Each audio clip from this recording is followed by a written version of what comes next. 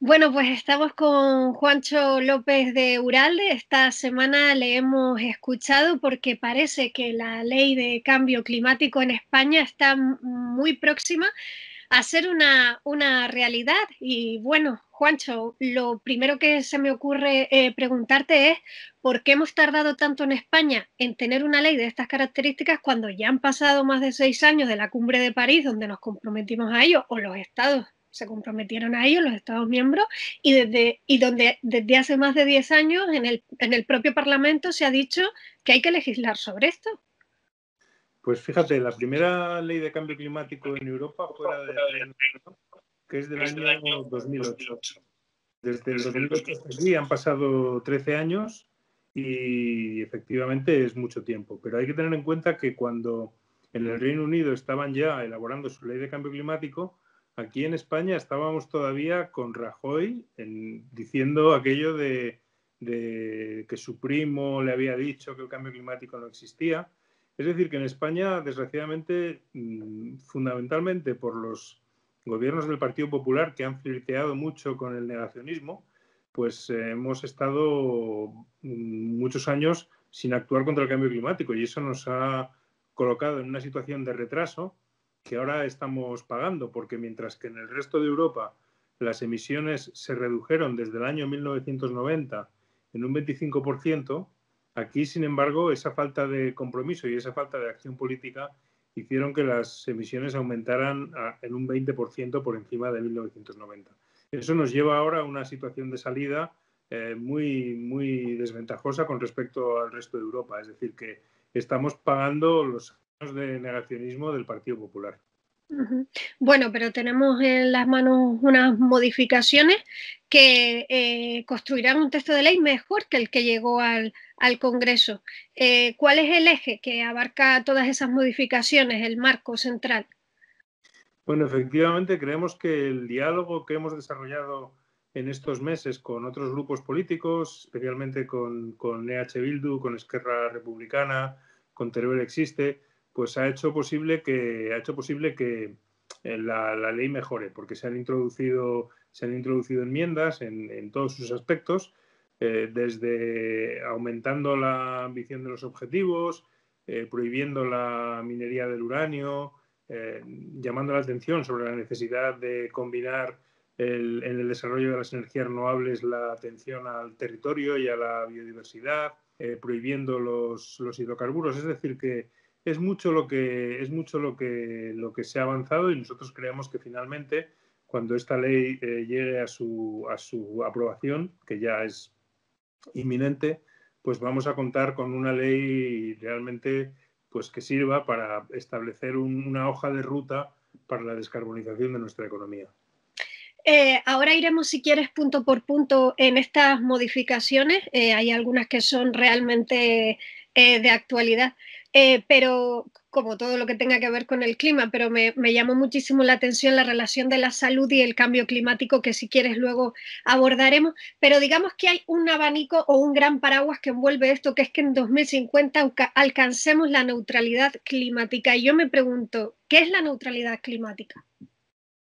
Pues básicamente que nuestra actividad industrial y nuestra actividad como país o como seres humanos pues ya no tenga un impacto sobre el clima y por lo tanto que dejemos de quemar combustibles fósiles, que dejemos de emitir gases de efecto invernadero y que el conjunto de nuestra actividad esté impulsado por energías limpias, por energías que no producen esos gases de efecto invernadero. Por lo tanto, de lo que estamos hablando es de la descarbonización de los distintos sistemas económicos en los que estamos inmersos y de los que de alguna manera dependemos, ¿no? Es un proyecto ambicioso, pero que está en línea pues, con lo que están haciendo otros países de la Unión Europea y que no nos queda más remedio que implementar.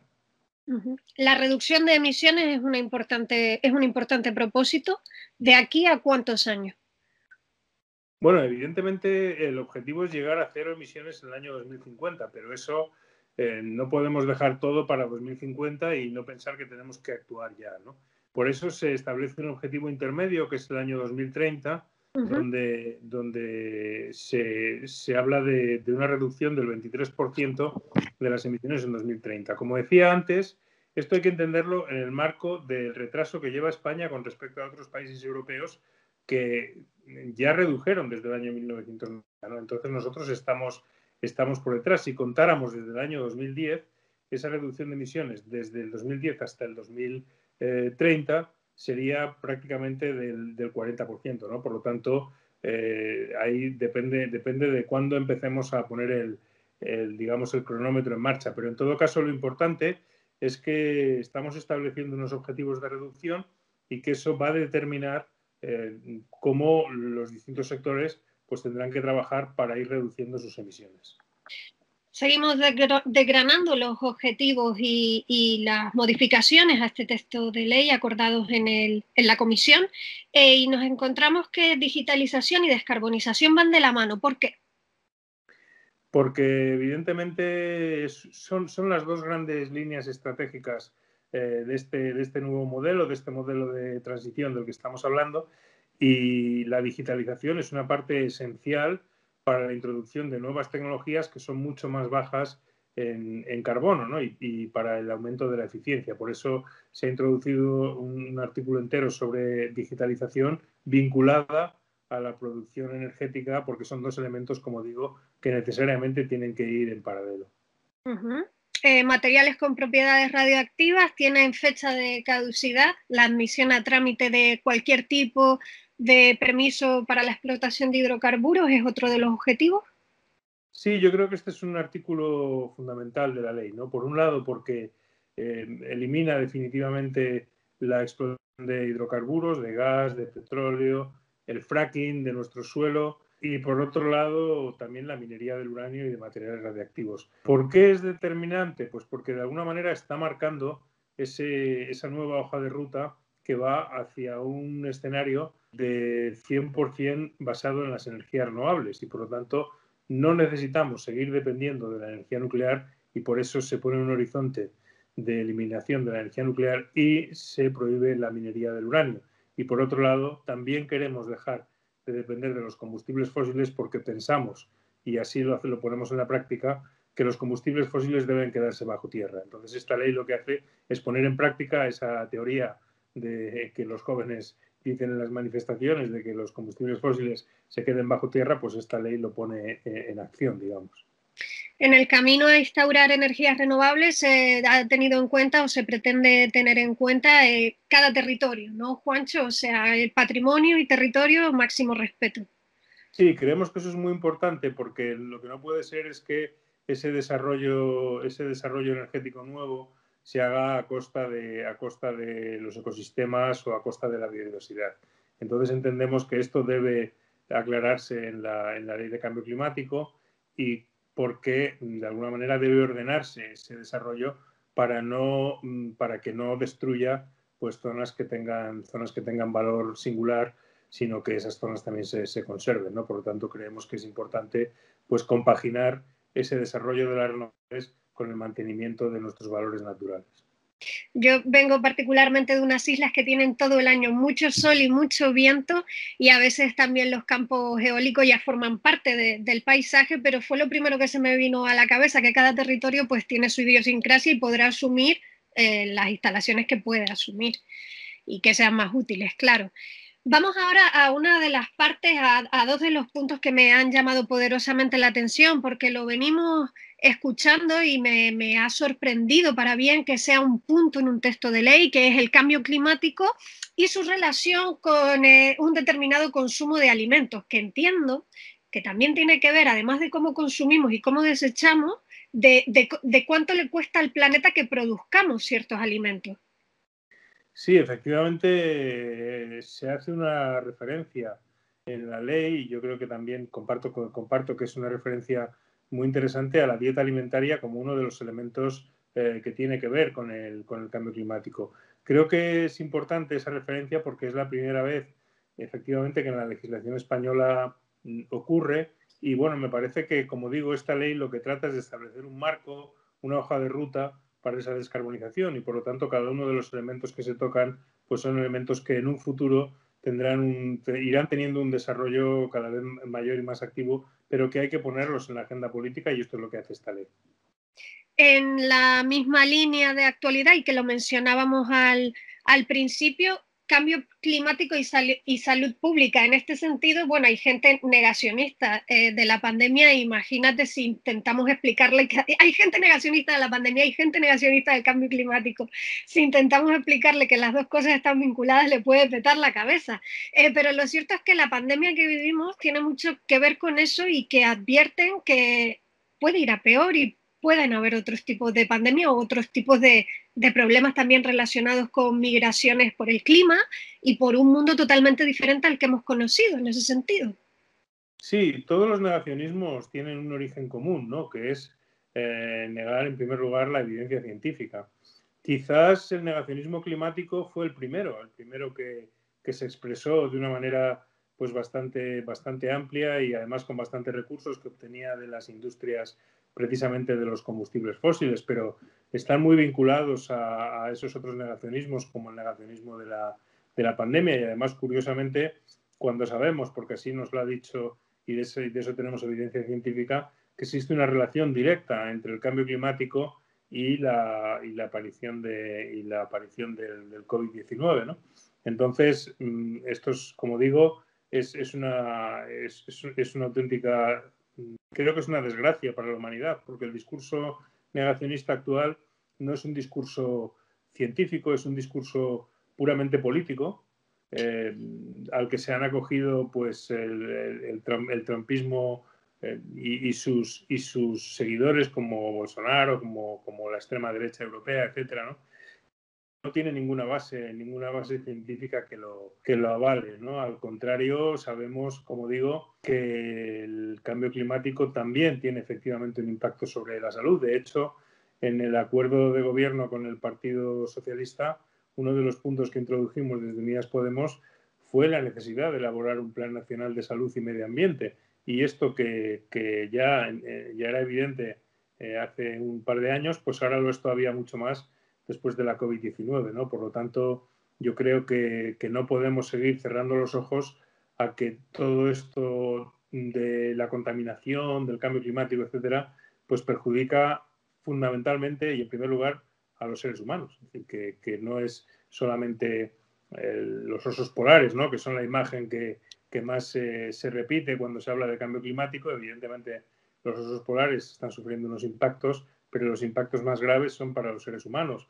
Las migraciones climáticas se han convertido en la primera causa de migración, de desplazamiento de las personas, ¿no? Y cada vez eso irá a más. Por lo tanto, estamos hablando de una pandemia que va más allá de la actual pandemia, que es la pandemia climática. Hablas ahora de los osos polares. He estado pensando en ellos estos días y en los pingüinos y también en los icebergs, porque a tenor de lo que ha pasado en el canal de Suez, que hemos estado el mundo entero pendiente de un buque que está atravesado y cómo se habla de las cuantiosas multas que tienen que pagar por cada día de retraso de los buques que venían detrás para repartir esa mercancía, yo me pregunto por qué no tenemos una cámara fija en los polos. Por cada iceberg que cae, nadie paga una multa. ¿A qué estamos esperando, tal vez? Sí, quizás el problema del cambio climático precisamente es que no se ve, ¿no? Que ocurre, pero claro, cuando estás hablando efectivamente, por ejemplo, de la desaparición de los glaciares, de su dilución, etcétera, pues realmente es algo que no estamos viendo y eso es lo que ha hecho que se esté tardando tanto en reaccionar. Hace mucho tiempo que la comunidad científica advertía sobre que las emisiones de gases de efecto invernadero están cambiando el clima, pero sin embargo, pues hemos tardado prácticamente hasta que no lo estamos viviendo en nuestra carne, realmente en reaccionar y todavía solo lo estamos haciendo de una manera muy moderada, muy leve. No estamos realmente actuando como si estuviéramos ante una emergencia, que lo estamos, ¿no? Decían que el ser humano parece estar muy poco preparado para hacer frente a emergencias en el largo plazo, ¿no? Parece que nuestra información genética nos ha preparado muy bien para reaccionar ante un peligro inminente, pero no ante un peligro que venga después. Tendemos a decir, bueno, eso ya lo haremos. El problema que tiene el cambio climático es que cuando llegue luego, cuando los efectos sean mucho más visibles y mucho más graves, ya será demasiado tarde para actuar. Es decir, que hay que actuar de forma preventiva. Y eso es lo que tenemos que hacer. Sin embargo, Juancho, ya hay comunidades, zonas del planeta que lo están sufriendo. Es decir, que Occidente estemos viendo alguna tormenta además que arrastra porque no hay sedimento en el suelo, que estemos viendo a lo mejor olas de calor que hacía siglos que no había, no significa que en otras zonas del mundo ya haya incluso hasta desplazados climáticos, ¿no? O sea, que parece que cuando el foco no está en Occidente, no estamos viendo las alarmas de otros lugares, ¿no? Los incendios forestales, por ejemplo. Por supuesto que los hay, y en gran magnitud. Occidente simplemente está más preparado económicamente para poder hacer frente a los desastres climáticos que ocurren en todo el mundo. Hay muchas poblaciones que no tienen una capacidad económica para hacerle frente y eso les obliga a desplazarse, ¿no? Cuando se agotan los recursos o porque el cambio climático no permite el cultivo o porque no hay agua, porque vivimos sequías inminentes, olas de calor, incendios. Eso hace que la población tenga que desplazarse. En primer lugar, se desplaza a zonas cercanas, es decir, la primera migración es prácticamente interna dentro de los países o dentro de los continentes, pero finalmente esa migración acaba produciéndose a gran escala porque finalmente las personas lo que buscan pues son medios de vida y por eso también nosotros desde Unidas Podemos hemos planteado en el Congreso el reconocimiento del refugiado climático como una causa para obtener ese estatus de refugiado, ¿no? Es decir, que el cambio climático o las causas ambientales sean reconocidas como causa por la cual una persona puede pedir ese estatus de refugiado. Bueno, antes de irnos de esas modificaciones al texto de ley, pues también me ha llamado poderosamente la atención el asunto de los sumideros de carbono y por qué el fomento de su capacidad de absorción va también en este texto. Primero, explicar el concepto del sumidero de carbono. Bueno, el concepto es muy sencillo, es decir, la Tierra tiene dos grandes mecanismos para absorber CO2 de la atmósfera. Son los océanos y los bosques. Si esos mecanismos fallan, entonces se deja de absorber CO2 y todo lo que se emite se queda en la atmósfera. ¿Qué es lo que está pasando ahora? Que emitimos más de lo que la atmósfera de lo que los sumideros pueden absorber. Es decir, claro. Estamos, digamos, saturando la atmósfera con muchísimo CO2. Por lo tanto, una de las estrategias, la más importante sin duda, es reducir las emisiones. Pero al mismo tiempo tenemos que fortalecer esa capacidad de los ecosistemas para absorber CO2 y reforzar aquellos elementos que sean capaces de reducir el CO2, ¿no? Y eso es lo que tratamos de hacer cuando hablamos de reforzar los sumideros de carbono que son los bosques, ¿no? Bueno, hablando de dióxido de carbono en la atmósfera, desde la ciudad que hacemos esta entrevista, yo al menos desde Madrid, que no se ve muy bien el cielo, la verdad, te he visto que la has definido como un estercolero ambiental, la ciudad de Madrid. Bueno, hablo en realidad de la Comunidad Autónoma de Madrid, porque lo que hago en ese artículo que he publicado estos días, pues lo que hago es un repaso de la falta de políticas ambientales que ha habido en la Comunidad de Madrid desde que nos gobierna el Partido Popular, ¿no? Date cuenta que llevamos 27 años, si no recuerdo mal, que el gobierno de la Comunidad de Madrid empieza con el tamallazo, es decir, empieza con un golpe vinculado al ladrillo, al ladrillismo, y que ese ladrillismo no ha parado y que se hace una de sus víctimas es el medio ambiente. Hay otras. En esta legislatura corta, en este año en el que Isabel Ayuso ha sido presidenta de la Comunidad Autónoma de Madrid, nos hemos distraído con muchas cosas, pero no nos hemos fijado en la falta de acción legislativa que ha habido. No se ha aprobado más que una sola ley en la Asamblea de Madrid. Y esa ley es una nueva ley del suelo que nuevamente lo que permite es más especulación, ¿no? Y esto es un ejemplo de otros muchos ejemplos de falta de políticas ambientales en la Comunidad de Madrid que la convierten efectivamente, como digo, pues en un lugar donde el medio ambiente pues es la última prioridad. Y hablamos de los residuos, de la falta de política de residuos, hablamos de los espacios naturales, hablamos de la contaminación atmosférica, donde la derecha lo que hizo fue, pues básicamente, basar su campaña contra Carmena en aquel momento en las medidas que había tomado contra la contaminación. Es decir, que no solo no hacen nada, sino que atacan lo que se hace contra la contaminación. Y así sucesivamente. Es decir, que realmente Madrid es probablemente de las comunidades autónomas españolas donde menos desarrollo legislativo y menos acción política ha habido en defensa del medio ambiente. No existe una ley de residuos, no existe una ley de cambio climático, en fin, es un, como digo en el artículo, en ese sentido digo que es un estercolero ambiental. Lo mencionábamos antes con los tipos de negacionismo, que obviamente son una forma de hacer política, y lo ambiental es política, y aquí estamos viendo dos grandes posturas, también ideológicamente muy enmarcadas. Una es dejar hacer mientras el planeta y nuestra salud nos vaya permitiendo agotar los recursos contaminantes, y ya veremos después qué pasa en el día cero, o ir ya tomando medidas, anticipándonos, aunque dicen que llegamos tarde, pero bueno, al menos ya previendo cómo es este texto de ley. Son dos maneras diferentes de entenderlo, ¿no? Sí, además una comunidad autónoma que es fundamentalmente urbana, como es Madrid, es una comunidad que tiene un gran flujo de recursos que llegan, recursos de todo tipo, recursos energéticos, recursos alimentarios, agua, etcétera, que llega de otras zonas y es al mismo tiempo un gran productor de residuos. Es decir, nosotros todos esos recursos que llegan a Madrid los convertimos en residuos en muy poco tiempo, ¿no?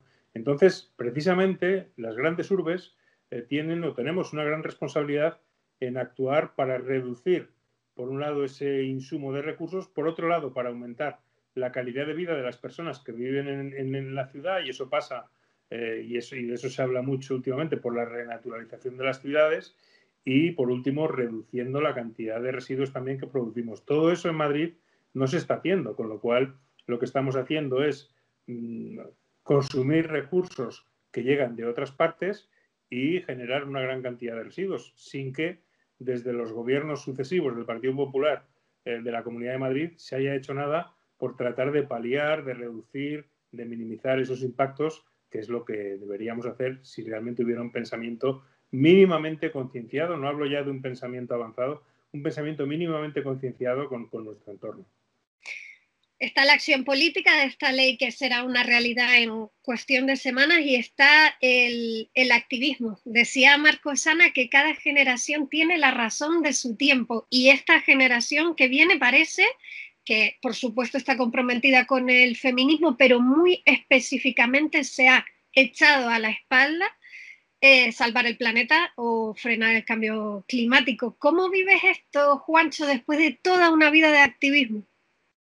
Pues con mucha ilusión, la verdad, y con mucha emoción, porque realmente me parece, y así lo dicen los estudios, recientemente ha habido el Instituto de la Juventud que efectivamente confirma que para las nuevas generaciones, las generaciones más jóvenes, el cambio climático y el feminismo son los dos elementos fundamentales, ¿no? Y la lucha por la igualdad. Creo que eso es esperanzador porque realmente nos abre una perspectiva de que efectivamente pues, van a luchar para cambiar eso. Y yo lo veo fundamental. Yo cuando les veo a los jóvenes por el clima movilizándose en todo el mundo, pues pienso que hay una luz de esperanza y eso pues me da mucha satisfacción. Además están muy enfadados. Bueno, es que es normal, es decir, ellos se están encontrando, y te lo comentaba antes, ¿no? El problema del cambio climático, a diferencia de otros problemas, es que si tú no actúas preventivamente, si no actúas antes, cuando lleguen los impactos más fuertes, ya no podrás hacer nada, más que huir por donde puedas, si es que puedes, porque como dicen ellos, no tenemos planeta B. Entonces es normal que haya esta indignación de quienes ven que su tierra está siendo destruida por unos intereses totalmente ajenos a los suyos y lógicamente pues reaccionan airadamente, y me parece que es lo que tienen que hacer, porque realmente hay que frenar esto si queremos que este planeta siga pudiendo ser vivible. ¿Y cómo han entendido los colectivos estas modificaciones? ¿Cómo las han recibido? ¿Han tenido, imagino, ocasión de charlar con ellos? Los colectivos ecologistas, lógicamente, siempre van a reclamar más y más ambición, y es lógico y es su deber y es su papel. Yo creo que hay un sentimiento común de que la ley tiene que seguir adelante, que con los defectos o las virtudes que tenga, sin embargo, es urgente que por fin España tenga una ley de cambio climático, y a partir de ahí pues vamos a ponerla en marcha, vamos a avanzar, vamos a ver cuáles van siendo los resultados, y lógicamente pues ir adaptando y aumentando la ambición en la medida en que el tiempo vaya pasando y en la medida en que vaya siendo posible. Juancho, antes de preguntarte qué libro estás leyendo, que es una tradición en estas entrevistas que hago desde mi despacho, yo quería que le contaras a los jóvenes que seguramente te siguen, a lo mejor te escuchan tus discursos ya desde tu etapa más institucional como diputado, pero que tú fuiste activista y presidente de Greenpeace. A mí hay un episodio cuando te conocí que al contármelo pasaste de categoría humana a héroe. Y lo que sucedió en la cumbre de Copenhague, si no me equivoco, de 2011, que fue como una acción directa no violenta con Greenpeace. ¿En qué consistió? Bueno, de 2009, sí. Bueno, sí, a ver, básicamente la cumbre de Copenhague tenía que haber terminado con un acuerdo que luego sería, 6 años después, sería el Acuerdo de París, pero tenía que haberse firmado en Copenhague. Y entonces la cumbre no llegaba a ese acuerdo, y entonces yo estaba en Greenpeace y decidimos que había que hacer algo, que había que reaccionar al final de la cumbre, que había que evitar que aquello terminara en un fracaso. Y entonces decidimos intentar colarnos en una cena que había organizado la reina de Dinamarca para los jefes de Estado, y entonces pues nos vestimos de jefes de Estado y nos plantamos en la cena bueno, lo habíamos preparado tan bien, porque la verdad es que Greenpeace en eso hace las cosas muy bien, y conseguimos entrar en la cena, ¿no? Y entonces desplegamos una pancarta que decía: los políticos hablan, los líderes actúan, en la cual intentábamos convencerles de que todavía había tiempo, de que se podía actuar, de que se podía salvar la cumbre de Copenhague, ¿no? Bueno, desgraciadamente no salvaron la cumbre, nosotros terminamos en prisión durante unas semanas, pasamos unas semanas en la sombra allí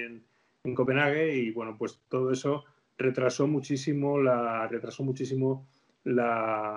acción climática, ¿no? Hubiéramos ganado, pues fíjate, 5 o 6 años que ahora mismo pues nos vendrían muy bien, porque, como digo, el tiempo nos apremia, ¿no? Pero bueno, fue una acción que hicimos de las muchas que yo hice en mi tiempo de Greenpeace, que fue mucho y que fue muy apasionante, pero esta pues tuvo mucho más impacto que otras. Pero bueno, la verdad es que lo que tratábamos fue una medida desesperada para salvar la cumbre.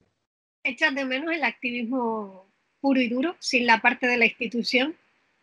Bueno, hoy me decía una persona cercana, hablando de todo esto, una persona que ahora está además en el gobierno, me decía: es que te sientes como un pájaro, como se debe sentir un pájaro en una jaula, ¿no? En el sentido de que bueno, quienes llevamos el activismo un poco en el ADN, pues nos va la marcha. Pero yo creo que el trabajo que estamos haciendo pues también es muy importante. Estamos, digamos, trayendo al Congreso pues muchos temas que están ahí, que antes no llegaban, y la verdad es que me satisface mucho el trabajo que estoy haciendo, y bueno, creo que es complementario, que se necesita, es imprescindible el activismo, pero también es imprescindible que haya gente que desde la política esté llevando esas reivindicaciones, y que esas voces se oigan en las instituciones. Bueno, y ahora para terminar, ¿un libro que estés leyendo o que recomiendes? Pues mira, lo mejor que he leído últimamente es un libro que se llama Océanos sin ley, de un periodista que se llama John Urbina, que está publicado por la editorial Capitán Swing, y que realmente lo recomiendo mucho, porque son una serie una serie de artículos sobre cuestiones muy investigadas que están pasando en los océanos y de las que no tenemos ni idea, ¿no? Hablábamos antes del tema del barco Ever Given que está creando el canal de Suez, pero hay muchísimas cosas que pasan en los océanos. De algunas conocemos cosas como las acciones de Greenpeace, pero hay otras muchas sobre las condiciones en las que viven los trabajadores en los barcos mercantes, o las condiciones de los barcos de pesca en el sudeste asiático, o la sobreexplotación de los recursos pesqueros. En fin, el océano es un inmenso espacio sin ley. Es lo que viene a decir el libro, ¿no? Y donde están ocurriendo muchas cosas que realmente nos ponen cuando las lees y las conoces, nos ponen los pelos de punta, ¿no? Entonces, realmente creo que es un libro que vale la pena leer para saber lo que está ocurriendo en ese enorme espacio, como digo, sin ley, que es el océano. Océano sin ley, de la editorial Captain Swim. Pues ahí queda eso. Gracias por atendernos. La próxima vez que hablemos será la ley de cambio climático. Sin duda. Y la próxima vez que hablemos el planeta un poco mejor, un poquito. Eso esperamos, claro que sí. Muchísimas gracias, Juancho, a ti y a tu equipo. Hasta luego. Chao.